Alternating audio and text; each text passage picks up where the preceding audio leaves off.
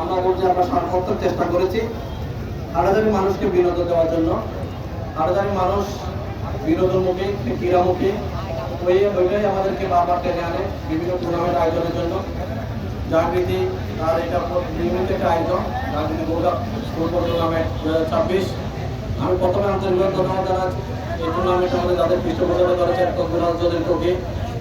সাথে সাথে আজকে আমাদের যিনি অতিথি হিসেবে এসেছেন ব্যারিস্টার মোহাম্মদ সালাউদ্দিন, আমাদের গর্বের দল, আমাদের এই পৌরসভার কৃতি সন্তান, জাগৃতির আমাদের সদস্য।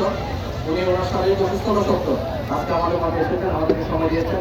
সেজন্য জাগৃতি পরিবার পক্ষ থেকে হাজারের পক্ষ থেকে ওনার প্রতি কৃতজ্ঞতা প্রকাশ করছি। ম্যাচে যারা অতিথি হয়ে এসেছেন আমাদেরকে সহযোগিতা করছেন, আমাদেরকে এই খেলা এগিয়ে নিতে আমাদের পথ চলার সুস্থ হয়েছে, আমি তাদের প্রতি কৃতজ্ঞতা জানাচ্ছি। আর যাদের কথা না বললেই নয়, আমার দর্শক কিন্তু আমার প্রতিটা ম্যাচে এরকম উঠতে পারা দর্শক আমরা আকাঙ্ক্ষার চেয়ে বেশি, আমি বলবো প্রত্যাশার চেয়ে বেশি। আসলে হাটাজারিতে দর্শকদের জায়গা দেওয়ার সুযোগ নেই। আমরা আমাদের মন্ত্রীমহলের কাছে প্রত্যাশা করছি আমাদের একটা স্টেডিয়াম প্রয়োজন।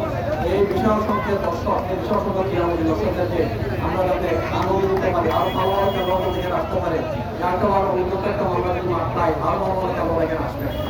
সেজন্য আমরা সবাই ঐক্যবদ্ধ প্রয়াস নেব, চেষ্টা করবো হাটাজারি ক্রীড়াঙ্গনকে এগিয়ে নেওয়ার জন্য।